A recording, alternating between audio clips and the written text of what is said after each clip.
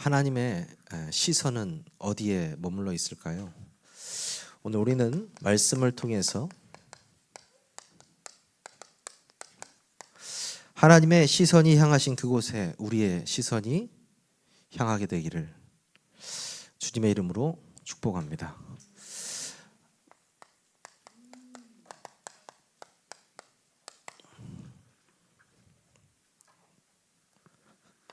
하나님의 시선은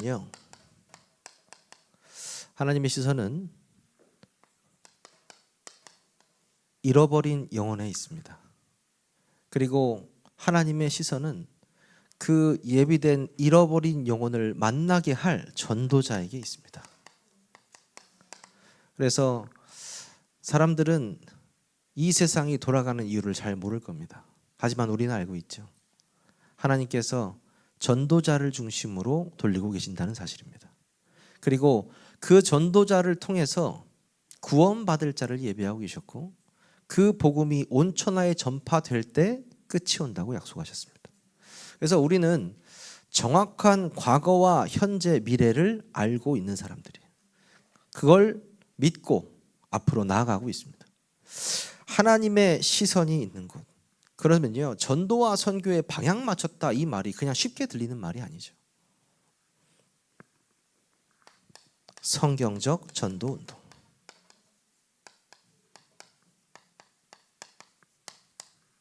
너무 어릴 적부터 들었던 단어라서 그런지 성경적 전도 운동. 근데요, 이 성경적 전도 운동의 대표되는 게 바로 이 사도행전이잖아요. 그리고 이 사도행전은 곧 뭐라고 합니까? 성령행전이라고 합니다. 즉 다시 말해서 사도들이 한 것이 아니고 사도를 통해서 성령께서 역사하신 것을 기록한 거예요. 그 말은요, 지금도 이 성령은 우리와 함께 하시고 우리를 통해서 이 사도행전적 전도운동이 일어날 수 있다고 말하고 있는 겁니다.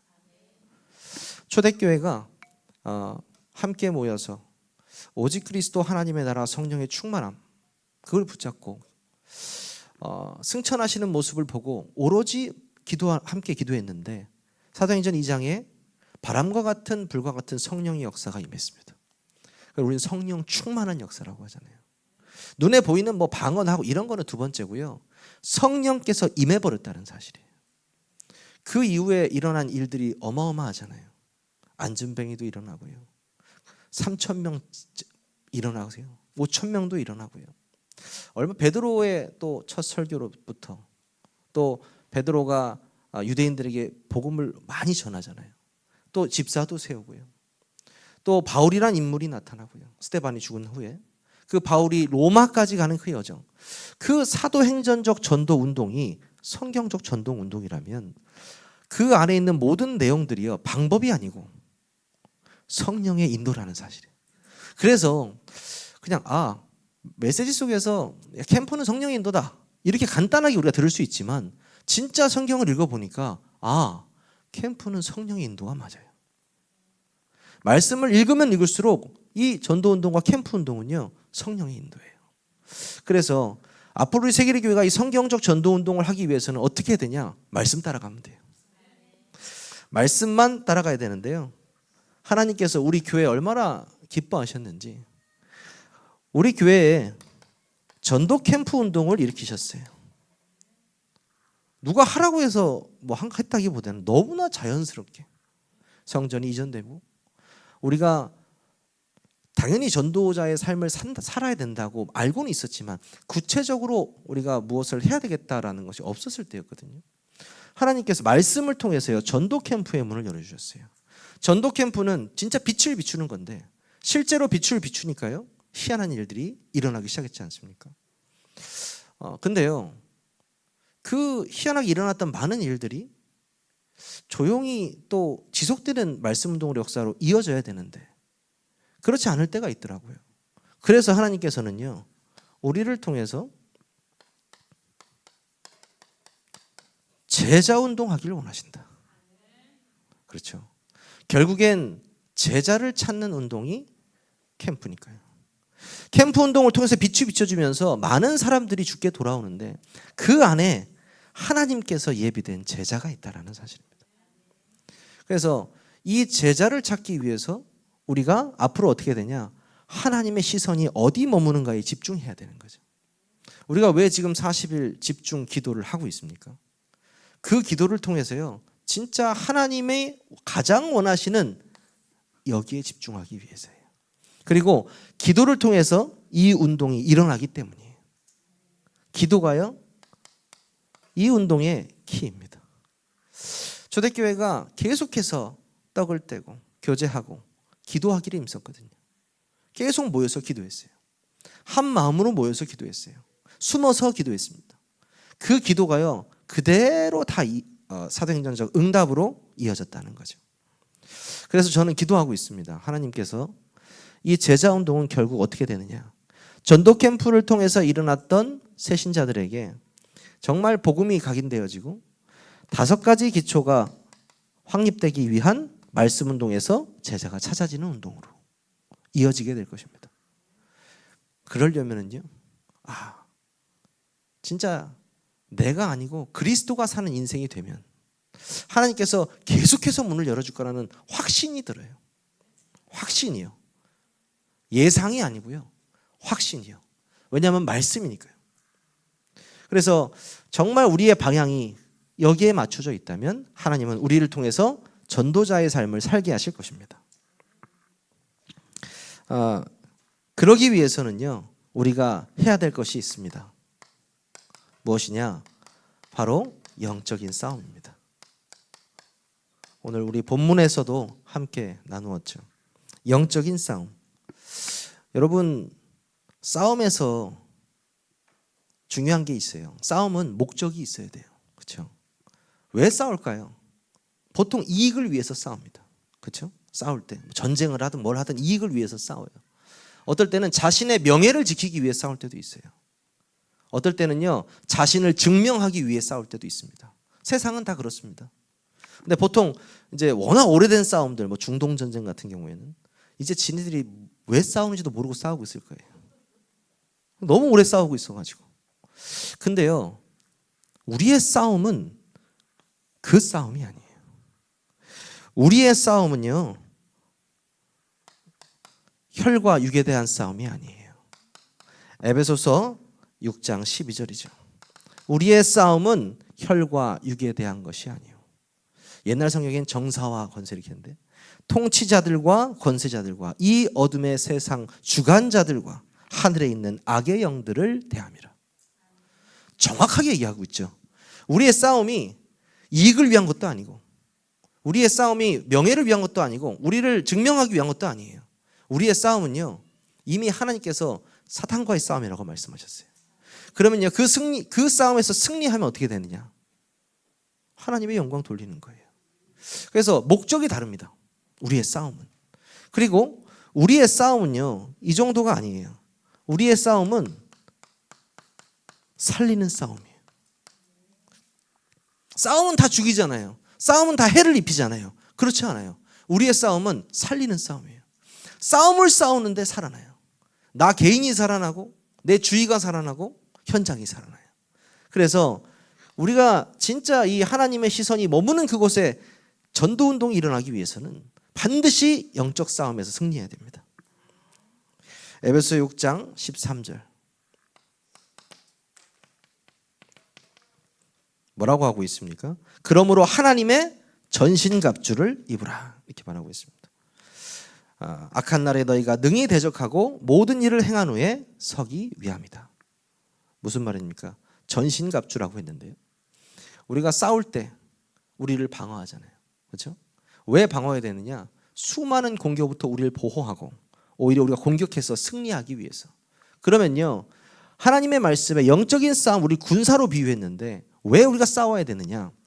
세상에는요, 수없이 공격하고 있는 사단과 흑암의 망대가 널려져 있기 때문입니다. 그래서 예전에 어떤 목사님이 그런 말씀하셨는데, 가장 큰 적은 가장 옆에 있다, 이렇게 말씀하신 적이 있어요. 그래서 저는 그 말씀을 듣고 처음에 그런가 보다 이런 생각을 했는데 아닌 것 같아요.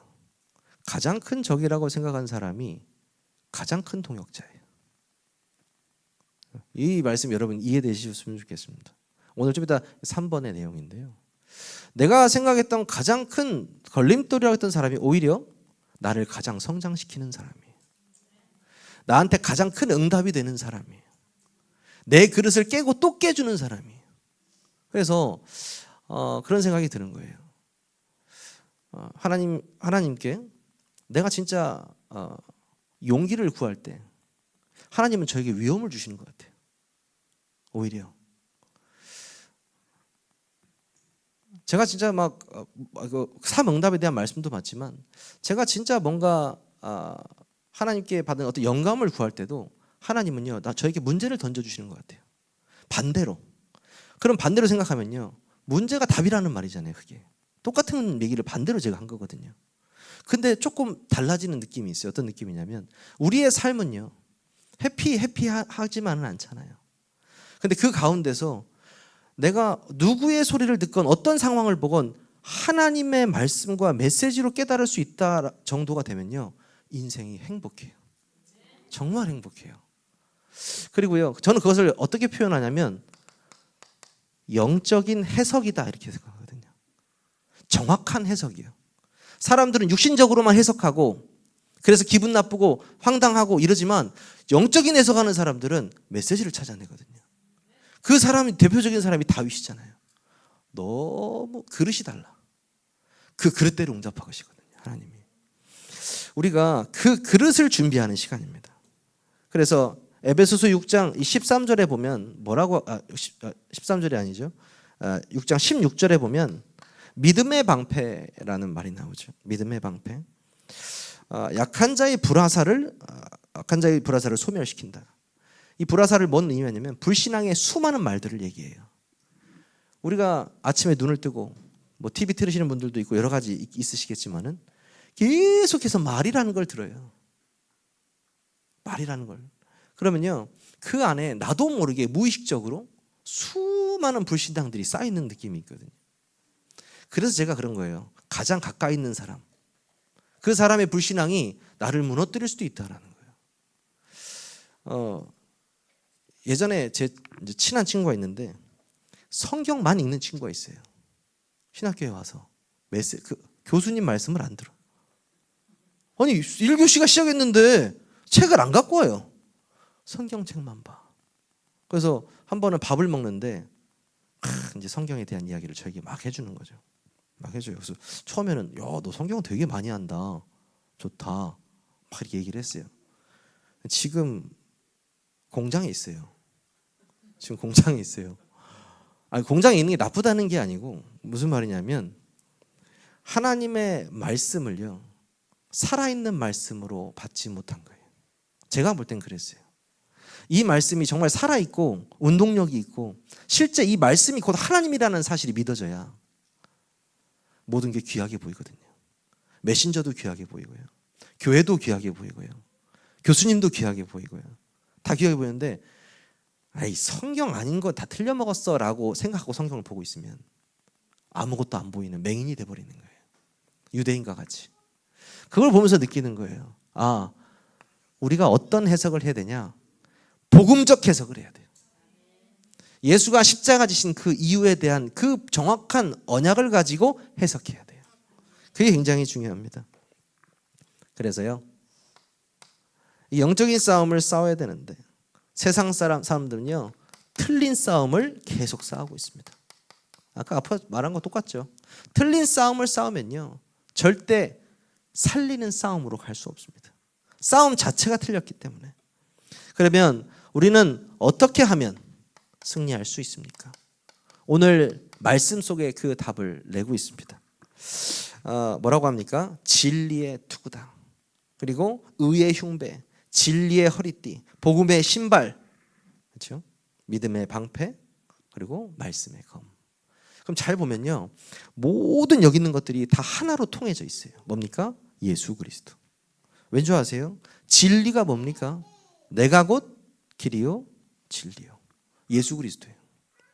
의는 뭡니까? 죄 없다는 거죠. 이 세상에 죄 없는 의인이 누가 있습니까? 단 한 분, 예수 그리스도예요. 그렇죠? 진리의 허리띠를 떼어라. 다시 말했잖아요. 진리는 예수 그리스도밖에 없다니까요. 또 복음의 신발, 복음의 주인공 되신 분이 누구십니까? 예수 그리스도. 복음 자체이신 예수 그리스도. 그리고 믿음, 우리가 뭘 믿는데요? 누굴 믿는데요? 예수 그리스도. 그러니까요, 예수 그리스도 하나로 우리가 완전한 보호막이 되는 거예요.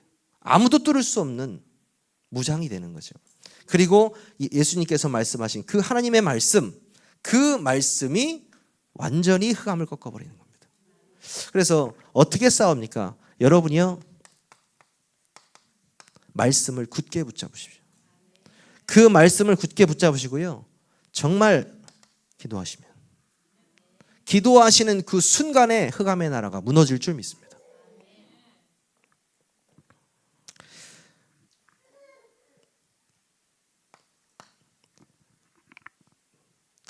이틀 전인가요? 전화가 왔습니다. 초등학교 동창인데 얼큰하게 좀 술을 먹고 전화가 왔어요. 너무 좀 오랜만에 전화가 왔어요. 그래서 여보세요 했더니 너무한다 그러더라고요. 뭐가 너무해 했더니 어떻게 나한테 이렇게 연락을 한 번 안 할 수 있냐, 섭섭하다 이렇게 하더라고요. 그러냐, 섭섭해하지 마라, 보면 되지 뭐 어렵냐 이렇게 얘기를 했죠. 근데 그 친구가요, 제가 그 친구 결혼식 주례가 아니죠, 여기 사회를 봐줬는데 1년 만에 이제 이혼을 했어요. 1년 만에 이혼을 하고 이제 그 이후에 제가 이제 결혼해서 잘 살고 있었는데 이혼하고 이제 제 결혼식에 참여를 한 거죠. 하고 나서 자기가 이제 네가 사회까지 봐줬는데 이혼해가지고 연락을 안 했다 이렇게 얘기를 하더라고요. 그러면서 저한테 뭐라고 하냐면, 전화 끊으면서 너 목사잖아, 나를 위해 기도 좀 해주면 안 되겠냐 이래요. 근데 그런 친구가 아니거든요, 이 친구가. 왜냐하면 제가 저번에 말씀드렸던 그 뼈대 있는 여호와의 증인의 가문, 그 가문의 막내 아들이거든요, 이 친구가. 그래서 그 여호와의 증인 큰 형 여호와의 증인, 엄마 여호와의 증인, 큰 형의 형수도 여호와의 증인, 그리고 작은 누나 여호와의 증인, 그 아래 여호와의 증인 자기예요. 근데 자기는 여호와의 증인이 아니에요. 유일하게 안 믿는 여호와의 증인의 막둥이에요. 근데 저한테 야, 너 저번에 우리 그냥 만났다면서 나를 위해 좀 기도해달라고 얘기를 하는 거예요. 그때 제가 알았어요. 내가 진짜 영적인 싸움 싸우면서 이 지역을 놓고 기도하고 있는데, 이 지역에 살고 있는데 내가 한번 만나야겠다 생각이 들었어요. 이 친구를 통해서 그 여호와의 증인의 그 가문이 흔들흔들 하겠지만 제가 만나봐야겠다 왜 생각이 들었냐면, 그 한 영혼이 지금 저에게 살려달라고 울부짖는 듯한 느낌이 들었어요.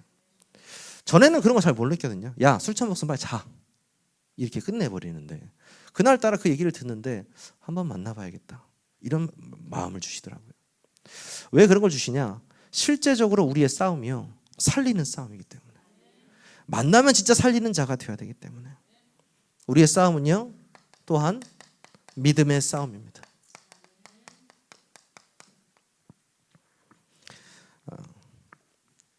왜 캠프에서 계속해서 말씀하시는 게 뭐냐, 캠프는 불신앙과의 싸움입니다 계속 말씀하시는 이유는, 믿음의 반대말이 뭔데요? 불신앙이잖아요. 다시 말해서 불신앙을 믿지 않아 이 말이거든요. 믿지 않는 것과 싸우는 거예요. 이 무서운 거거든요.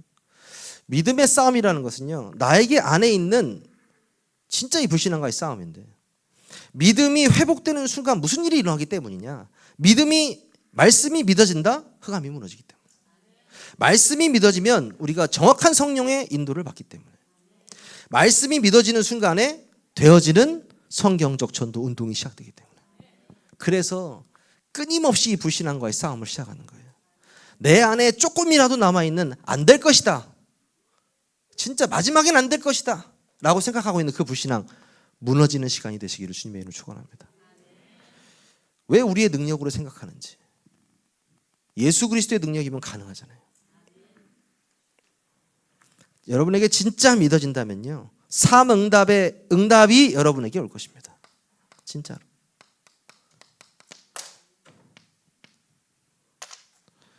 확인할 수 없잖아요. 너 진짜 믿니? 나 믿어. 어떻게 확인해요? 그 사람이 믿는지 안 믿는지. 모르잖아요. 근데요, 믿음을 확인할 필요는 없지만 하나님은 아신다는 거죠. 하나님은 그 믿음을 보고 계신다는 거예요. 거의 제가 볼 때는 믿음만 보시는 거예요, 사실. 믿음만. 네가 진짜 믿고 있느냐? 나를 믿느냐는 거예요. 질문하시거든요. 그 하나님을 믿는 사람은요, 문제 다르게 보이죠.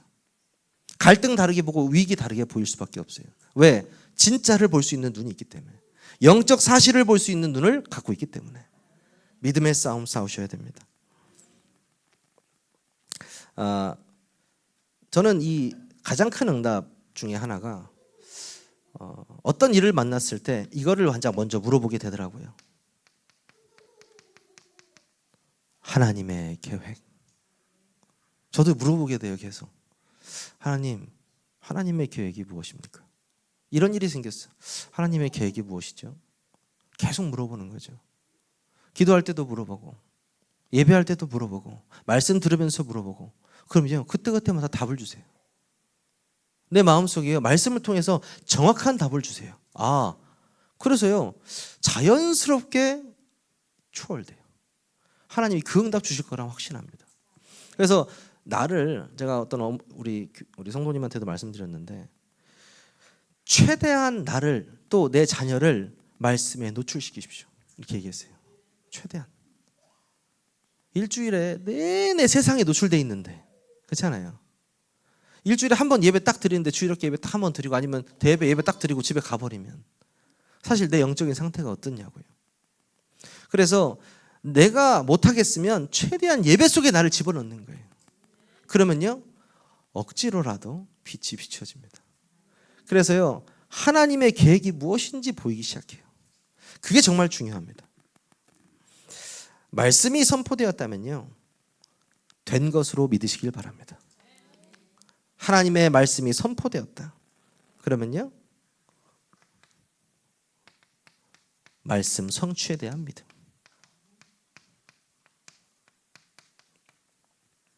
이번에 담임 목사님 말씀하셨죠. 네 믿은 대로 될지어다. 네 믿은 대로. 하나님께서요, 네 믿은 대로 될지어다 이렇게 말씀하셨어요. 저는 이번 신탄 캠프를 하면서 느끼고 있는 것이 뭐냐면, 이제 기도 제목도 취합하고 정리하고 있고 같이 나누고 있고 또 사역자 모임도 같이 메시지 듣고 있는데, 진짜 하나님이 기가 막힌 메시지를 주세요. 그러니까 메시지가 좋다 나쁘다의 수준이 아니고 저한테 필요한 메시지를 계속 주세요. 여러분은 여기서 한 번 듣잖아요, 사역자분들은. 저는 한 번 듣고 와서 한 번 더 듣거든요. 그러면요, 달라요. 분명히 똑같은 메시지를 듣고 있는데 두 번째 들을 때는 다른 메시지로 듣는 것처럼 들려요. 다른 응답들이 나에게 또 오는 것 같고. 그대로 적어서 말씀에 딱 그 캠프에 대입하잖아요. 하나님께서 정확한 길을 예비하셔요. 와, 신기하구나.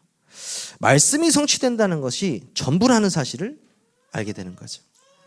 그래서 그냥 믿으시기 바랍니다. 하나님께 우리가 말씀 붙잡고 기도하는데 이번 신탄 캠프에 하나님이 반드시 예비한 분이 있다. 하나님이 사건을 일으키신다. 벌써 일으키고 계세요. 네. 그리고 시작도 안 했는데 일으키신 적도 있어요. 그 정도로 기뻐하세요. 우리가 생각만 했는데, 전도에 대해서 생각만 하는데 응답하신다는 거예요. 걱정하지 마시고 믿음의 싸움 싸우시기를 주님의 이름으로 축원합니다. 이렇게 되면요, 앞으로 많은 응답들이 오는데 가장 나를 힘들게 하는 게 뭐라고 생각하십니까? 사실 사람이에요. 지금 불신자들도 자신을 가장 고통스럽게 하는 게 어디냐? 직장 상사라든지 부모라든지 자녀라든지 다 사람이 하는 거예요. 그렇죠? 근데 사실 사람을 이해하고 수용하고 포용하는 건 불가능하거든요. 근데요, 사람을 이해하고 수용하고 초월하는 것은 오직 복음으로만 가능합니다. 복음으로만. 베드로후서 그 3장 15절에 보면은 베드로가 이 바울을 말할 때 사랑하는 그 형제 바울 이렇게 얘기를 해요. 베드로가. 근데 좀 재밌는 게 뭐냐면 사실 베드로하고 바울 사이가 별로 안 좋아요. 정확하게 말하면. 왜 그러냐면 우리 터놓고 얘기해봐요. 아니 바울이 예수 믿는 사람 잡아 죽이려 다녔잖아요. 초대교회에 있는 사람들. 초대교회 수장이 누구였습니까? 베드로였어요. 눈에 가시 같던 사람이 자기 예수님 만났다고 이제 몇 년 돌아다니면서 예수님 전하는데 그게 이쁘게 보이겠어요? 별로 처음에 안 좋아했어요. 베드로가. 그래서 저기 복음 전하다가 예루살렘 왔을 때 제자들이 회의해가지고 쫓아냈어요. 바울을. 자기 고향으로 쫓아냈어요. 그러니까 13년 동안 제대로 사역을 못했어요. 바울이. 그런 와중에 아니 이 바울 소식이 예루살렘이 계속 들리거든요. 아니 어디만 갔다고 하면은 막 소요가 일어나고 복음이 증거되고 제자가 일어나고 교회가 세워지고 막 이러니까 예루살렘에 소문이 안 들리겠냐고요. 소문이 무지하게 도는 겁니다. 잘하는 애네. 뭐 이제 이렇게 생각을 했겠죠. 베드로 입장에서는. 근데요 초창기에서는 감이 안 됐다 그랬어요. 왜 감이 안 되냐? 아니 예수님하고 직접 3년 동안 현장 사역했던 제자예요. 그리고 또 심지어 예수님이 애제자예요. 베드로는. 그리고 주는 그리스도시요 살아계신 하나님의 아들이십니다. 주를 그리스도로 고백했던 첫 제자란 말이에요. 얼마나 그 권위 있고. 근데 여기서 뭐 예수 믿는 사람 죽이도 않았다가 이제 좀 복음 전하는 애가 무슨 그 권위에 도전하겠어요. 사실은 어떻게 보면. 근데 계속적으로 선교 활동이 활발해지니까 좀 생각이 달라지는 거죠. 그때 베드로가 안디옥에 잠깐 갑니다. 그때 이방인들하고 밥을 좀 먹고 있었어요. 이방인들하고. 근데요 베드로가 이방인들하고 밥을 먹고 있는데 유대인들이 온다는 소식을 들은 거예요. 그래서 도망갔어요. 베드로가. 그게 무슨 말이에요? 남의 눈치 보다가. 그러니까 자기 딴에는 맞아. 바울 말이 맞아. 누구하고도 함께 밥 먹을 수 있고 누구하고도 복음 전해야 되는 거 믿음으로 구원받고 맞지 하면서 같이 밥 먹다가 유대인들 딱 온다고 하니까 도망갔다고요. 그거를요 바울이 신랄하게 비판합니다. 저 갈팡질팡하는 놈. 비판을 해요. 그 욕을 합니다. 바울이. 베드로를 욕한다니까요. 그렇게. 제가 볼 때 좀 감정도 있는 것 같아. 자기 옛날에 그 13년 동안 자기 고향에 보낸 거 좀 그것도 감정이 좀 섞여 있었겠죠. 신랄하게 비판합니다. 그러면요 베드로 입장에서 심하게 삐질 수 있어요. 자존심 스크래치 많이 갔을 수 있어요. 바울 언급 안 할 수 있어요. 근데요 베드로가 뭐라고 하냐면 사랑하는 나의 형제 바울 이렇게 얘기해요. 이게 무슨 말이냐면요 이미요 복음을 가진 자 또 전도자들끼리 통한다는 거예요. 베드로는요 하나님께서 유대 복음화를 놓고 쓰신 인물이라고 본다면 바울은 이방인들을 위한 복음 증거하기 위해 사용하신 사람이죠. 그러면요 둘 다 전도자란 말이에요. 근데 둘 다의 관계가 설령 환경적으로 안 좋았을지언정 그들 사이에 복음의 유대가 확실했다는 거예요. 저는 이 말씀을 쫙 읽어보면서 어떤 게 드냐면 사람과 사람 관계가 그래요. 누구는 좀 잘하는 것 같고 누구는 좀 못하는 것 같고 누구는 좀 신앙이 좋은 것 같고 나쁜 것 같고 여러 사람들이 있는 것 같지만 다 그 한 사람 한 사람 하나님의 계획이 있다는 사실이에요. 그 한 사람 한 사람에게요 그 인생을 통한 전도를 하나님이 계획하고 계세요. 그러니까 우리는 판단할 이유가 없어요. 사실 누가 어떻고 누가 저떻고 쟤는 뭐 아직 멀었어 뭐 이런 말도 할 필요가 없어요. 왜? 하나님과의 그의 관계예요. 그래서 다시 말하면요 결국에는요 복음이 통하면 다 통한다 이 말은. 진짜 복음이 확립되고 전도자로서는 그때는요 아무것도 상관없는 원네스가 되게 돼 있어요.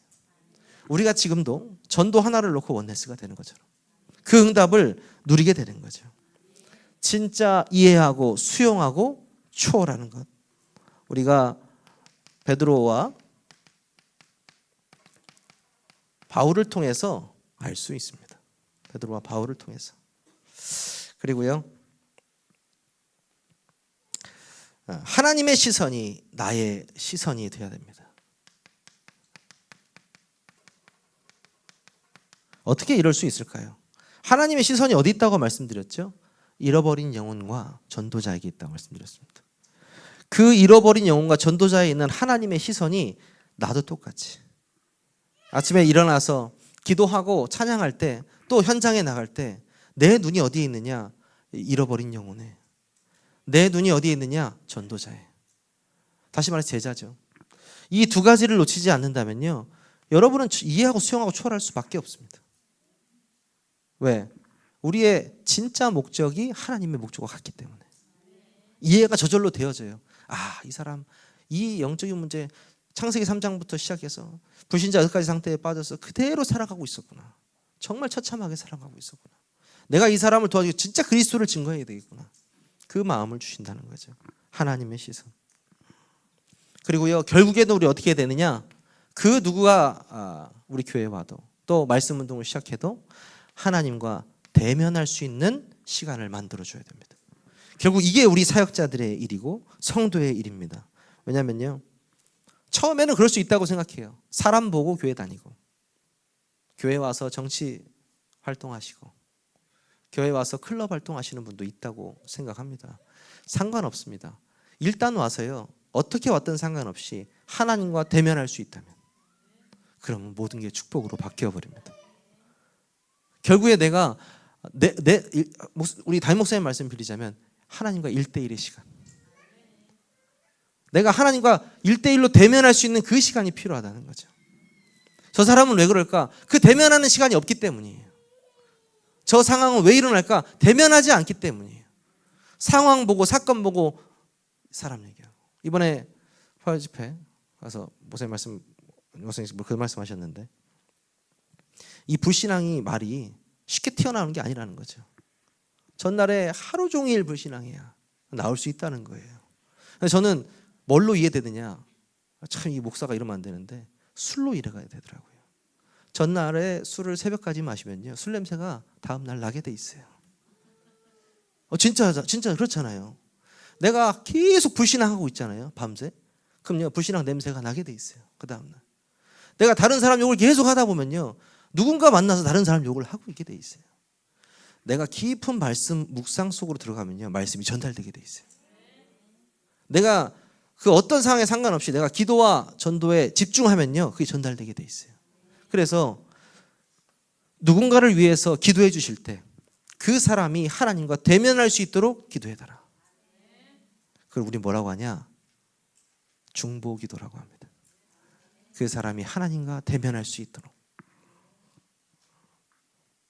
오늘 결론은요, 결론이자 기도 제목입니다. 여러분들이요, 진짜 이번에 이 40일 특별 기도를 통해서 새 힘을 얻으시기를 주님의 이름으로 축원합니다.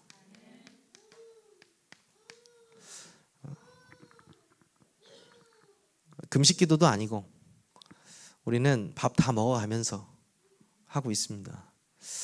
지금 우리 6월 7일까지 하고 있는데, 그래도 정말 발버둥 치시면서 나오셔가지고 기도하시는 분들이 있습니다. 사실 저도 아직 적응이 안 돼요. 이 새벽 기도는 적응이 잘 안 돼요. 참 신기하죠. 언제쯤 적응이 되려나 모르겠습니다. 한 60세가 넘어야 적응이 되는 것인지 잘 모르겠는데, 아직 저는 한참 후의 일이라서. 근데 다른 건 떠나서요, 저는 그냥 기도 제목을 놓고 읽어버리거든요. 쭉 읽어요. 읽으면요, 너무나 그 마음속에요, 깊은 확신과 함께 그 설레임과 행복함이 밀려오거든요. 특히 또 이번 신탄 캠프 기도 제목도 제가 정리해가지고 따로 제가 또 기도하고 있는데, 또 우리 각자 저는 이렇게 교인 이름 그를 여기다 다 적어놔요. 이제 나가신 분들 이름을 지워야 되는데 못 지우고 그냥 해놔요. 그래서 읽으면서 기도하고 이렇게 하는데, 보고 있으면요, 하나님이 반드시 그 한 사람 한 사람에게 가서 역사하시는 게 느껴져요. 그래서 시공간을 초월하는 것이 이런 것이다. 하나님께서는 이번 40일을 통해서요, 여러분의 완전한 각인을 바꾸실 것입니다. 여러분의 각인된 불신앙, 기도로서 완전히 변화시킬 것입니다. 그리고요, 여러분의 이번 기도 제목은 신탄 전도 캠프입니다. 정확히는 신탄진 지교회 전도 캠프죠. 우리가 밟고 있는 이 땅 하나님이 우리에게 주셨습니다. 그렇죠? 이 지역, 우리를 위해서 우리를 절대 망들이 곳에 부르셨습니다. 그러면요, 우리는 이 지역을 열어놓고 기도해야 됩니다. 상소동에 1,300명, 그렇죠? 신탄진에 15,000명, 그렇죠? 우리 또 덕암에 16,000명. 제가 와동을 빼먹었더라고요, 제가. 예, 그렇습니다. 와동이 정말 중요한 구역입니다. 그래서 이 와동 지역을 놓고도 우리 기도해야 되고요. 우리 주변에 있는 모든 그 둘러 있는 동이요, 우리 상소동을 주변으로 다 이렇게 둘러져 있어요. 무슨 소리냐? 센터라는 거예요. 이 우리가 센터를 통해서 이 지역 전체를 복음화하라는 하나님의 계획입니다. 그 시작이 또 제1회인데 제1회 신탄 지교회 캠프입니다. 이 캠프를 통해서 하나님께서 숨겨둔 제자를 우리에게 붙여주실 거라 확신합니다. 기도해 주시고요. 세 번째는 우리 금토일 서밋스쿨입니다.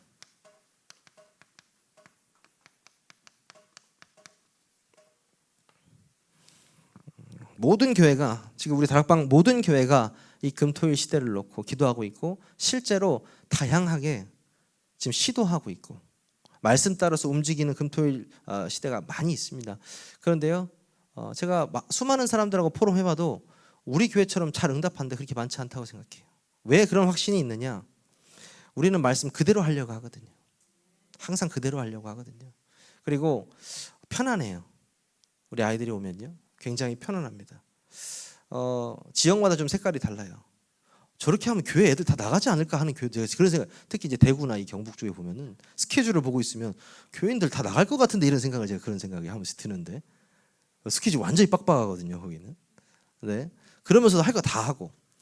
세계교회를 보면요, 그래도 말씀과 또 영적인 거, 또 이렇게 관계적인 거, 또 여러 가지 또 활동들, 이런 걸 보면서 하나님이 자연스럽게 금토일 시대를 매주 금토일 시대로 바꾸실 거라는 확신이 들어요. 교사들이 아멘을 하는데, 아멘이십니까? 네, 매주 금토일 시대, 매주 금토일 시대. 네. 하나님께서 렘넌트들이 항상 교회의 상주에서 공부하고, 이들이 음악하고, 이들이 문화를 정복할 수 있을 정도로 또 여기서 놀고 마음껏 즐길 수 있는 그런 센터가 되어야 됩니다. 그런 문화 센터가 되기 위해서는요, 그냥 되어지는 것이 아니고요, 우리가 플랫폼이 되어야 돼요. 그래서 여러분들이 이 세 가지, 지금 당장의 기도 제목이긴 한데요, 40일 특별기도와 신탄 전도 캠프, 또 금토일 서밋스쿨을 놓고 기도해 주시기 바랍니다. 왜 이런 말씀을 드리느냐? 하나님의 시선이 여기 있기 때문입니다. 그래서 하나님의 시선이 남은 주간 여러분의 시선과 맞아지는 그 응답을 누리시기를 주님의 이름으로 축원합니다. 기도하겠습니다. 하나님 감사합니다. 말씀을 통하여서 성경적 전도 운동의 시작을 알리게 하시고, 우리를 그 전도 운동의 여정 속에 있게 하시며 이곳에 절대망대로 세우신 하나님 감사를 드립니다. 하나님, 정말 우리가 다른 것 하지 않고 정말 영적인 싸움을 싸우게 하여 주시고, 우리의 싸움이 혈과 육이 아닌 정말 악의 영들과의 싸움이라는 사실, 사단과의 싸움이라는 사실을 깨닫게 하시며 그 싸움에서 승리하여서 이 지역에 하나님의 나라가 임하는 그 응답을 누리게 하여 주시옵소서. 남은 주간도 하나님 정말 40일 집중 기도를 통하여서 참된 기도의 축복을 누리는 나날이 되게 하여 주옵소서. 예수 그리스도의 이름으로 기도하옵나이다. 아멘.